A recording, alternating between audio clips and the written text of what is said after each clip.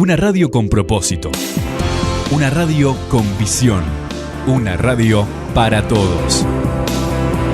El Libertador, 1210 AM.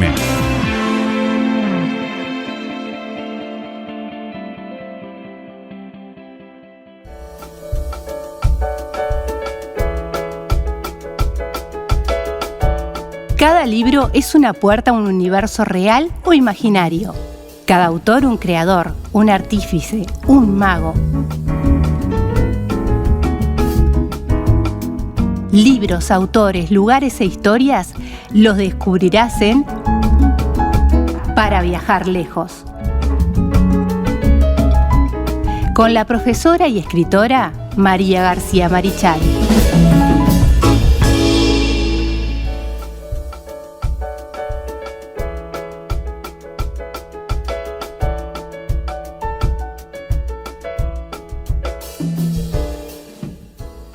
Continuamos en Punto de Partida aquí por la 1210 AM Radio El Libertador desde Vergara para el mundo, como siempre lo decimos porque salimos para todas partes del mundo. TuneIn Radio, Radio Uruguay, www.libertador.com.uy. Ahí nos pueden encontrar y a través de nuestras redes sociales también para aquellos que nos están sintonizando y escuchando ahí, acompañándolos, por supuesto, pero aquellos que nos quieren ver o quieren conocernos también pueden hacerlo a través de las redes sociales y a través, por ejemplo, de YouTube, donde siempre ponemos alguna perlita que no sale en la transmisión radial. Pero bueno, en las distintas columnas, por supuesto. Y también podés conectarte con nosotros a través de nuestros teléfonos, por ejemplo. Podés llamarnos o mandarnos un mensaje a Telegram o a WhatsApp al 091 99 12 10 más 598 si estás en el exterior, pero en el 091 99 12 10 nos dejas tu mensaje y ahí con mucho gusto entonces te vamos a estar respondiendo y vamos a estar evacuando aquellas dudas que tengan, aquella fe de rata que tenemos 2x3, tenemos alguna cosa que nos equivocamos, obviamente, porque bueno, somos humanos y también nos equivocamos y a veces no tenemos toda la fuente también. Nosotros tratamos de hacer un trabajo lo más pulido posible, pero bueno, a veces pasan esas cosas. Pero bueno, hoy, columna de literatura, vamos a viajar lejos con María García Marichal. ¿Cómo estás, María? Muy bien, Carlos. ¿Cómo estás tú, audiencia? Un gusto estar por acá, como siempre. Sí, gracias a la gente que nos manda las fe de ratas y a veces nos olvidamos de comentarlas, sí. Pero bueno, ahí nos dejan en los comentarios y está bien que hagan esas puntualizaciones porque es parte también de lo que queremos conseguir, ¿no? Siempre decimos, corríjanos, enriquezcannos, pregúntenos, consúltenos y dennos ideas también, porque hay tanto de literatura para hablar, tanto. Sí. Hay muchas cosas que se nos escapan. Y hablando de fe de ratas, yo tengo que hacer una fe de ratas acá. Bueno. Porque cuando hablé de Morris West, planteé que Morris West murió hace 32 años. No, murió hace 22 años, pobre Morris West. Bueno, pero eso fue pequeño. Bueno, fue pequeño. Un cálculo rápido. Y una cosa que sí quería decir, que sí ya hablamos de Anton Chekhov. Anton Chekhov, que te acuerdas que un día te pregunté, ¿vimos Anton Chekhov? Sí, lo dimos. Sí. Cuando trabajamos, justamente trabajamos Rusia, vimos el gran dramaturgo y narrador de historias que fue Anton Chekhov, que si alguien alguna vez quiere que volvamos a trabajar sobre alguno de los autores, también lo piden. Y vemos otras facetas, por ejemplo. Sí, no, también pueden haber también trabajar sobre alguna obra también que ustedes les interese, alguna obra interesante. Por ejemplo, yo quiero hablar sobre Orwell, 1984, que la estoy dejando porque estoy buscando a alguien también para invitar, a alguien especial, que quiero invitarlo al programa para que hable de esa obra que tiene una actualidad impresionante, pero vamos a dejarla ahí. Vamos a los autores. Distopías, está genial para trabajar las distopías y para trabajar 1984, por favor. Hay que hacerlo. Espectacular. Bueno, hoy nos vamos a ir para Alemania. Muy bien. Y vamos a hablar de Johann Wolfgang von Goethe. Oh. Goethe, o Goethe, como le decimos, pero se pronuncia Goethe, es alemán, Goethe. Vamos a hablar del autor de Fausto, nada menos, uno de los más grandes escritores de toda la historia de la literatura universal. Uno de los más grandes escritores de la historia, creador de esta obra maestra, que es el Fausto de Goethe. Entonces vamos a irnos para Alemania y vamos a conocer primero cómo era, quién era, y su vida y su obra, y luego vamos a trabajar justamente sobre Fausto, que es su obra magna, ¿verdad? Lo más grande que hizo Johann Wolfgang von Goethe, dramaturgo, novelista, poeta y naturalista, porque fue un científico, sí, le encantaba estudiar la naturaleza, estudió mucho a lo largo de su vida, muchísimo. la parte es la zoología, la botánica, todo lo que era geología, le encantaba. Nació el 28 de agosto de 1749 en Goethehaus, en Frankfurt am Main, o sea, Frankfurt sobre el Main, en Frankfurt, ¿verdad? Lo que nosotros conocemos como Frankfurt, simplemente se llama Frankfurt am Main porque está sobre el río Main. En Goethehaus, es decir, que si la casa se llamaba Goethehaus, estamos hablando de gente que era muy adinerada, gente que aristocrática de mucho dinero. Pudiente. Exacto, tenían su propiedad, pero además tenía su nombre. Significa que estamos hablando de gente con mucho poder adquisitivo. Su padre se llamaba Johann Caspar Goethe, era un abogado muy reconocido y aristócrata, es decir, que tenía sus títulos y tenía vínculos con la nobleza, y su madre era Katharina Elisabeth Textor. Goethe tuvo varios hermanos, pero la mayor parte de ellos murieron precozmente, chiquitos, o entrando en la adolescencia, así que solamente sobrevivieron su hermana Cornelia y él que vivió hasta los 83 años, que para la época tenía una longevidad extrema, porque que llegaran a los 83 años era algo... Era normal igual que pasara eso con la familia, ¿no? Que se le murieran integrantes de la familia. La mayor parte, no nos olvidemos que estamos hablando de una época en la cual la higiene, la medicina preventiva, todo lo que era el conocimiento de diagnóstico, etcétera, estaba en pañales o recién empezaba a hacerse a haber conocimiento sobre ello, ¿no? Por ejemplo, sobre la higiene hubo hasta muchísimas discusiones. Por ejemplo, se consideraba que bañarse todos los días era dañino, por ejemplo. Hoy en día sabemos que los países... Hay algunos que lo piensan todavía, ¿eh? No quería entrar en semejante discusión, pero sí, hay algunos que sí. Pero, por ejemplo, un país como el nuestro, que tiene más del 90% de gente con acceso al agua potable, somos poquitos, tenemos una red hídrica interesante, tenemos mucha agua potable aún en las napas freáticas, tenemos muchísimo menos riesgos de algunas enfermedades que se transmiten por falta de higiene. Por ejemplo, el cólera. Sí. Nosotros escapamos a ese problema justamente porque nuestro nivel de higiene y de acceso al agua potable es altísimo. Estamos hablando acá de una época, imagínate, nació en 1749, entonces tenían muchos hijos e incluso tenían muchos hijos porque sabían que iban a perder unos cuantos. Y de los varios que tuvieron solamente sobrevivieron 2. La familia era burguesa y aristocrática, como vimos, y su padre dejó de trabajar en la abogacía porque además tenía fortuna y espalda como para hacerlo, y se dedicó a educar a Cornelia y a Johann. O sea, fue educado por su padre hasta que entró prácticamente a la universidad. Era normal también que en esa época aprendieran mucho. Sí, la gente que estaba en la burguesía o en la nobleza, o que tenía, digamos, el suficiente poder como para poder hacerlo, se educaban en la casa.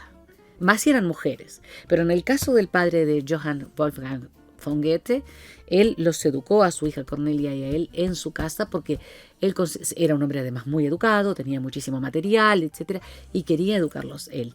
Era muy común que se hiciera. Entonces, cuando sale de su casa para estudiar, sale justamente ya para entrar en el bachillerato, en la universidad, perdón. Ya había estudiado hasta el bachillerato. Ingresa a la Universidad de Leipzig, que tiene una universidad aún hoy en día sumamente prestigiosa, pero se enfermó de inmediato él y volvió a Frankfurt porque tenía mucho temor. Claro, las enfermedades eran prácticamente desconocidas sus causas, desconocidos sus tratamientos.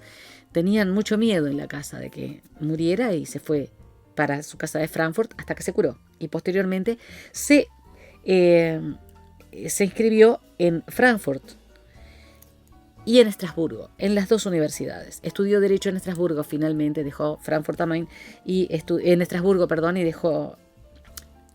me corrijo, dejó Frankfurt, la Universidad de Frankfurt, para dedicarse a estudiar Derecho en Estrasburgo. No terminó la carrera, pero este periodo de su juventud fue fundamental para la formación literaria y poética, porque empezó a leer muchísimo sobre literatura, sobre filosofía, los autores clásicos, y se integró rápidamente al movimiento, que fue un colectivo artístico de gran prestigio, y bueno, vamos a ver ahora a qué dio lugar, Sturm und Drang. El Sturm und Drang es el movimiento que da origen en Alemania a lo que fue el romanticismo en Europa. Es decir, que el romanticismo se origina en el Sturm und Drang, en Alemania, y luego se expande a través de Europa continental primero y luego sí a las Islas Británicas y posteriormente se hace global, principalmente en el mundo occidental. Significa que es uno de los pilares del romanticismo, Goethe. Aquí vemos también que estamos hablando de un grande, ¿no? Porque del inicio de un movimiento que fue además hasta una filosofía de vida en muchos aspectos. Se vinculó con el escritor y filósofo Johann Gottfried Herder y bueno, allí comenzó justamente a leer los clásicos griegos y latinos como Homero, por ejemplo. Después leyó mucho a Shakespeare y posteriormente se dedicó a investigar, fíjate qué interesante, la poesía popular alemana. Significa que no se quería quedar solamente con lo que estudiaba de clásicos, sino que quería indagar en la creación de su pueblo, e incluso en las mitologías y en todo esto que hace muy especial a la Europa continental, ¿no? Y en esta época más aún, en los siglos XVI, XVII, XVIII. Hay todo un crecimiento de lo que es cultura propia del pueblo. El folclore. Y el folclore, ahí está. Eso fue para él fundamental. Sus primeros poemas, que yo no los leí, pero sí leí algunos críticos, son de estilo rococó, son muy rebuscados. Pero prontamente deja lo rebuscado de la poesía para hacer una poesía sencilla, una poesía muy alemana, con mucha impronta del pueblo teutón. Entonces, ya vemos que él era un innovador. Si estamos hablando del Sturm und Drang, del movimiento que da origen al romanticismo, estamos hablando de que es uno de los pilares del romanticismo, pero que a su vez buscó indagar en la poesía popular, en la música, en las danzas, en los textos, en la mitología de su pueblo, es porque era un innovador. Y estamos hablando de los años fines de 1700, ¿no? 1700. Hablo de la centuria de 1700, estamos hablando ya de los finales. Comienza con canciones de Seisenheim. Ay, hoy estoy mal para la pronunciación. No sé qué es, pero es el alemán. Es el alemán. No digo cuál, por la duda. No. Las bromas háganlas ustedes después, nos escriben. Poesías líricas y espontáneas eran estas de las canciones de Seisenheim. Algunas de ellas yo las leí, son muy, muy lindas, son muy cálidas, muy cristalinas, muy transparentes. Después escribió sobre la arquitectura alemana en 1773, que es un himno en prosa dedicada al arquitecto que hizo la Catedral de Estrasburgo. Ya empieza a ponerse un poco de moda eso de hacer una especie de homenaje mediante himnos a creadores, a arquitectos, principalmente a creadores de lo que es la plástica, ¿no? De la parte de la escultórica o escultura, de la arquitectura, y él hace ese himno sobre la arquitectura alemana de 1773. Es un himno en prosa. En el 72, un año antes, se fue a vivir a Wetzlar, que es la sede del Tribunal Imperial, no olvidemos que él había estudiado Derecho, a trabajar, y allí conoció a Charlotte Boff. Se enamoró de Charlotte Boff hasta la raíz del pelo, pero era la prometida de su mejor amigo. Esto lo va a hacer sufrir muchísimo, era muy joven. Estamos hablando que en la segunda mitad del 1700, estamos hablando del siglo XVIII, hay la cuestión de la amistad y el amor que están como allí contrapuestos. Él sufre muchísimo y esto le da la inspiración, la musa inspiradora para escribir ¿qué? Fausto. No, Fausto viene después. No. Para escribir las penas o las tristezas o las cuitas del joven Werther, que las debes haber nombrado en el liceo. No la conozco, ¿sabes? Claro, capaz que sí, pero no me acuerdo. Es una historia de dolor y amor.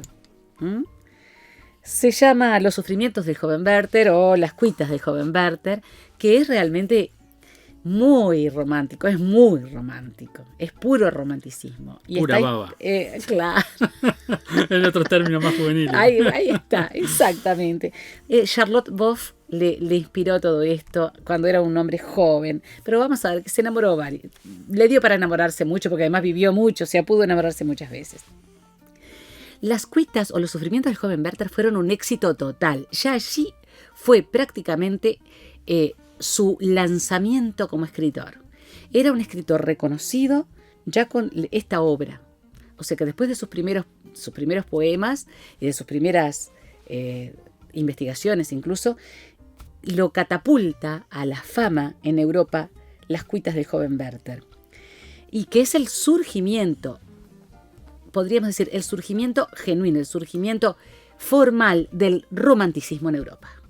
Los sufrimientos del joven Werther constituyen la obra que da inicio al movimiento del romanticismo en Europa y que posteriormente se va a extender por todo el mundo occidental e incluso por el oriental, por supuesto que sí, pero principalmente va a ser un movimiento occidental literario.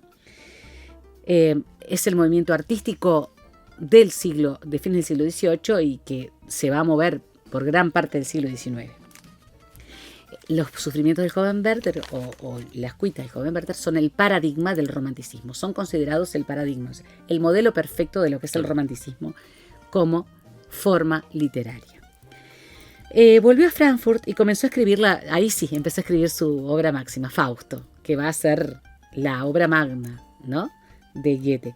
En ella trabajó hasta su muerte porque Fausto tiene dos partes, la parte 1 y la parte 2. Yo las leí las dos, a mí me encantó, porque es un tránsito también, ¿no?, que pasa del romanticismo al clasicismo, del clasicismo a un Goethe propiamente Goethe, él, su obra, su individualidad como escritor. Y es muy creativo y es sumamente interesante, tiene mucho de filosofía. Va a trabajar hasta su muerte, ya digo, porque hay una primera parte y una segunda. En 1774, aún en Frankfurt, se comprometió con Lili Schoenemann, pero no duró mucho ese compromiso. Y ya tenía relaciones con otra mujer, con quien después vamos a ver que se casa, con la que ya tenía algún hijo. No duró mucho, esto también resultó un quiebre en su vida. Entonces aceptó el puesto del duque Carlos Augusto para trasladarse a Weimar. En Weimar es donde él va a ser, va a echar raíces, porque incluso en Weimar está la escenificación de Fausto. En Weimar él va a conocer a sus grandes amigos poetas, entre ellos a Friedrich Schiller, a quien conocemos, ya vas a ver cómo lo conocemos así, de pronto lo conocemos tangencialmente, pero lo conocemos. Sí. En Weimar él vive el resto de su vida, salvo cuando viaja a Italia y cuando va a la guerra, ¿no?, con el duque Carlos Augusto, que va a ser uno de los hombres de confianza. Fue incluso ministro de Finanzas en el año 1782 de su región. Fue el ministro de Finanzas del imperio y le fue muy bien. Y se dedicó a la investigación científica. Te dije que era naturalista. Le encantaba estudiar geología, botánica, zoología, estudió astronomía. Era un hombre al que le encantaba investigar. Una mente brillante, por otra parte, ¿no?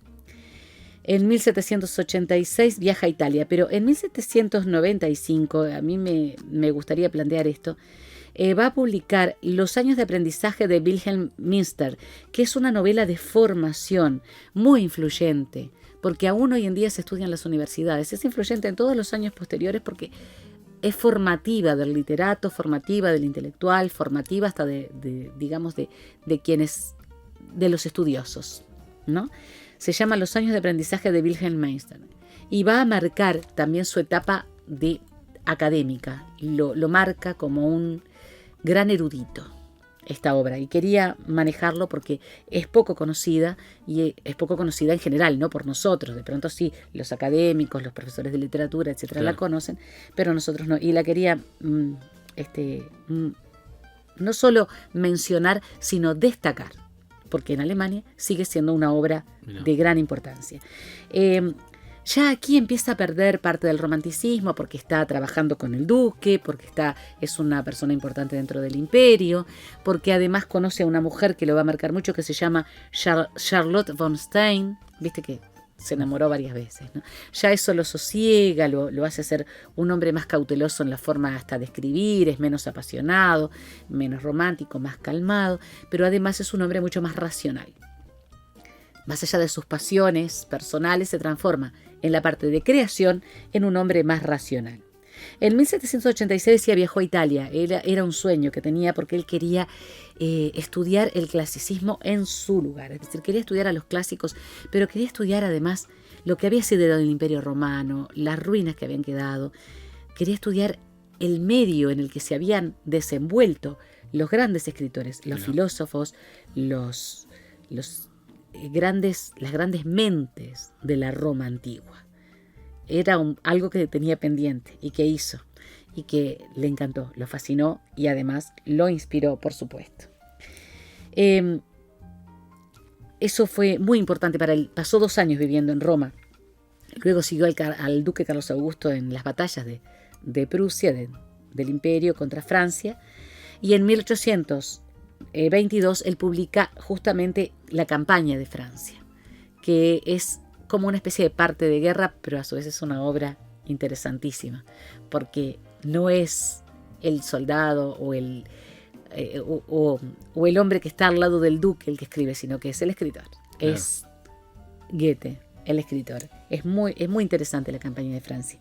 Para el que les gusta, sobre todo quienes estudian las partes bélicas, quienes estudian las guerras y las que se han producido a nivel de la historia humana, está muy interesante como una obra hermosa para leerla, ¿no?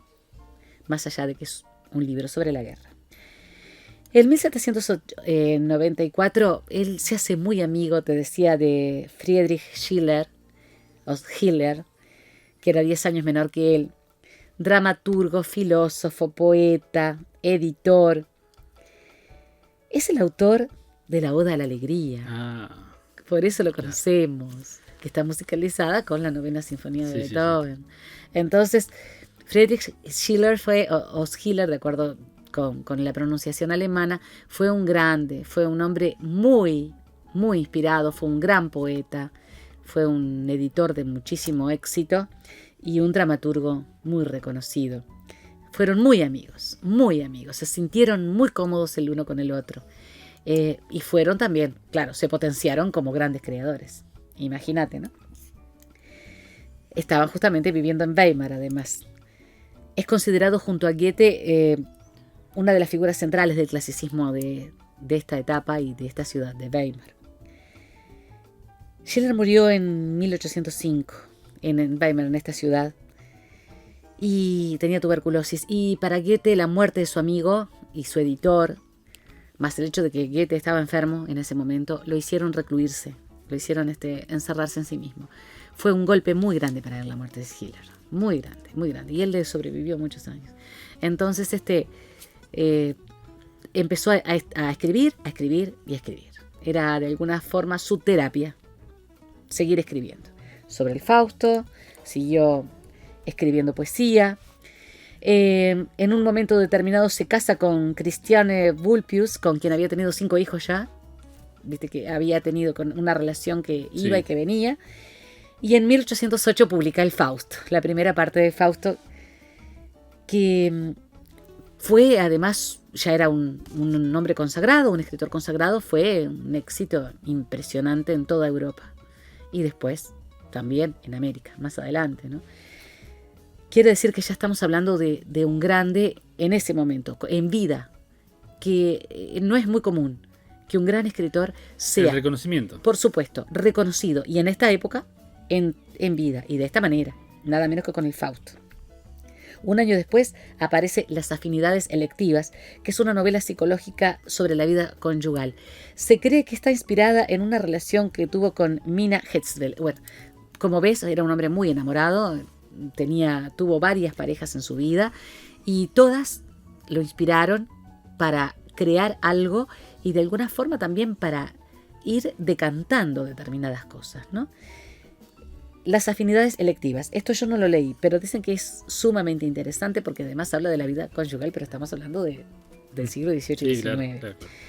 Ya más influido por la memoria, por todo lo que había vivido, por todas las cosas que había dejado pasar, por las cosas que había hecho y por las que había dejado de hacer, por la gente que se le había muerto a su alrededor, escribe poesía y verdad, lo que le lleva del año 1811 al 1831, es decir, estuvo 20 años escribiendo esto mientras escribía la segunda parte del Fausto.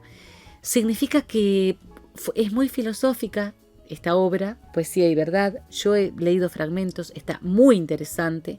Hablan de un hombre maduro, de un hombre que escribe después de haber vivido mucho, que se replantea muchas cosas, que se hace una autocrítica y que también ve sus logros.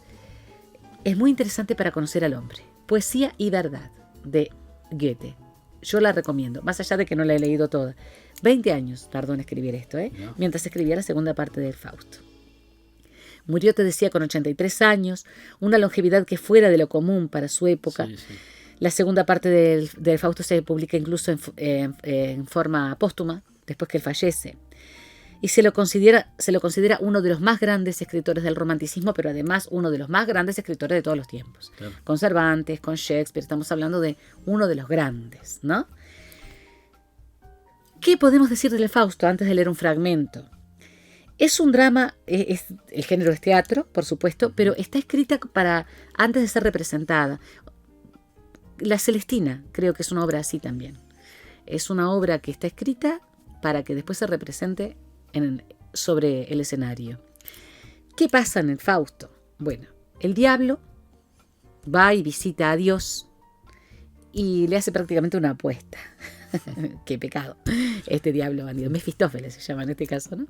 Entonces le dice, voy a descarriar a uno de tus hijos más doctos, a uno de tus hijos predilectos, a uno de esos hijos que investigan, que estudian, que es un estudioso, que trata de ser mejor cada día, que trata de saber más, un poco también como era Goethe, ¿no? Un estudioso, el buscador de la verdad, el que escribe. Y lo voy a hacer caer. Tanto voy a hacer que me lo voy a llevar conmigo. Entonces, Dios acepta, dice, no se va a ir contigo. Entonces, Mefistófeles le dice algo como, ¿a qué te juego que sí? Bueno, no le dijo eso, pero algo parecido. Parafraseando. Parafraseándolo.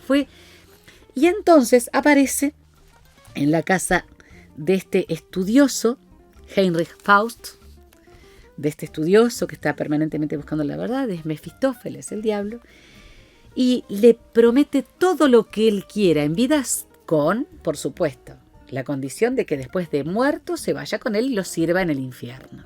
Esa es la condición. Y Heinrich Faust lo piensa mucho, pero empieza a ver que hay cosas que de pronto pueden hacerlo muy feliz acá en la tierra, ¿no?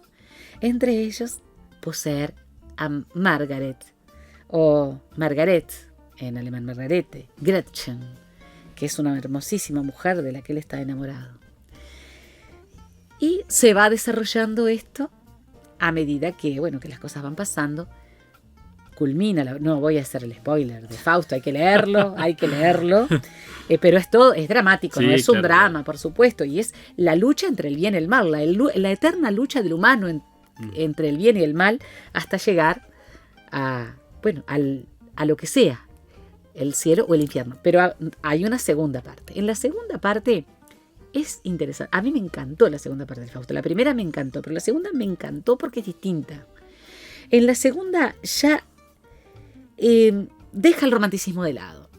Entonces, Fausto despierta en un mundo totalmente mágico y empieza a tener objetivos y aventuras distintos a los primeros, que eran muy humanos, muy de pasiones viscerales del hombre, ¿no? Claro. Entonces, los 5 episodios tienen cierta independencia entre sí, son 5 episodios independientes. Yo lo recomiendo porque de los clásicos tal vez es uno de los más disfrutables para leer, por todo cómo se va desarrollando, tanto el primero como el segundo. Y el segundo además es muy llamativo y muy interesante. ¿Querés que lea un fragmento del primero? Por supuesto. Bueno, muy bien. Entonces vamos a buscar en la plataforma, porque lo tengo acá. En Google Books lo pueden encontrar. O por supuesto que si se inscriben, Cervantes. por supuesto la Biblioteca Cervantes, hay una cantidad impresionante de bibliotecas gratuitas. ¿Cómo describe el criado de Fausto? Servía al doctor Fausto, un joven que él, cuando estudiaba en Wittenberg, había educado a su manera, quien vio todas las ilusiones de su amo, todas sus magias y su arte diabólica. Era este muchacho, cuando llegó a Wittenberg, vicioso y calavera. Llamábase Cristóbal Wagner. Pronto se hizo criado de Fausto, quien se entendía tan bien con él que le llamaba su hijo. Cristóbal, por su parte, seguía al doctor a donde fuera.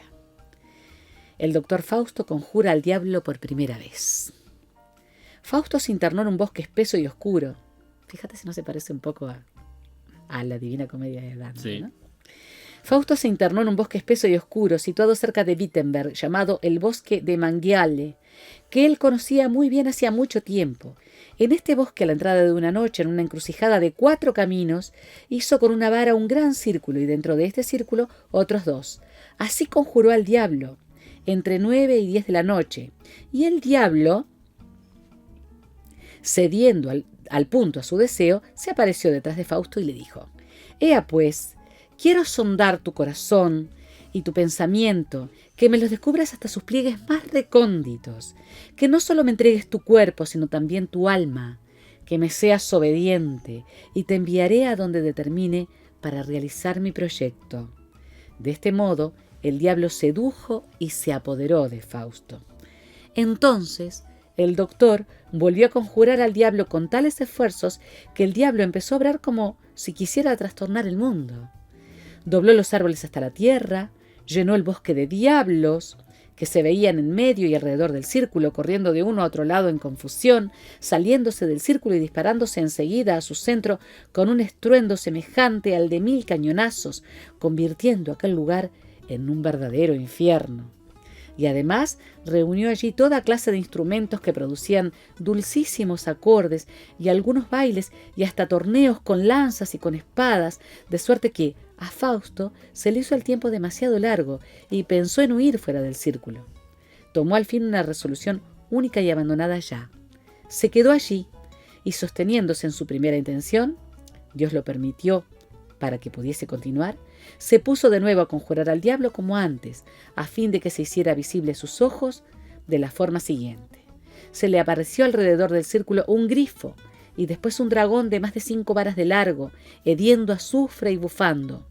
Y cuando a Fausto hacía los encantamientos, aquel animal rechinaba horriblemente los dientes y se tendía de repente y se hacía luego una bola de fuego, todo de una manera tan extraña que el doctor Fausto sintió un espanto terrible. Sin embargo, prosiguió en su determinación y aún tuvo más audacia y pensó en someter al diablo. Sigan leyéndolo. La dejaste picando. Porque da, este capítulo da para que sí. Quieras seguir y seguir y seguir. Sí, sí. Está maravilloso. Una de las obras magnas de la literatura universal. No la leí, creo que pica. Es hermoso. Pica. Tanto la primera como la segunda parte. De Goethe, de Johann Wolfgang von Goethe, Fausto. Primera parte y segunda, pero las otras obras también son recomendables. Bueno, muchísimas gracias, María, entonces, por esta recomendación. Y bueno, nos reencontramos en la próxima columna. Por supuesto. ¿Los talleres literarios? Bueno, estamos haciendo hasta ahora por WhatsApp un hilo conductor del taller literario. No lo estamos manejando todavía mientras la pandemia no ceda. Pero por favor, todos aquellos que quieran incorporarse a nuestro taller, tenemos 12, la información aparece en pantalla, así que lo pueden exactamente, sí, ya encontrar. aparece en pantalla, tienen nuestros teléfonos, tienen además el Facebook de Sandra del Río. El otro día hicimos una preciosa presentación de pequeños proyectos en WhatsApp con una imagen y algo que nos hubiera hecho felices en una época de ciertas oscuridades y tanta enfermedad. A veces es necesario reírnos un poco. Por supuesto que Audiencia. Sí. Bueno, también el saludo para Lara Campiglia, que nos regaló estos hermosos cuadros, que no lo mencioné en alguna columna. Bueno, para vos, Lara, gracias, el agradecimiento. Gracias, Lara. Mira cómo me hermoso. siento yo, más que realizada con le da un color muy interesante. El tuyo es hermosísimo también. Te gusta que te ven la espalda. Bueno, viste, lo puedes ver vos. Yo lo veo. Bueno, la audiencia también. Hasta la próxima. Hasta la próxima.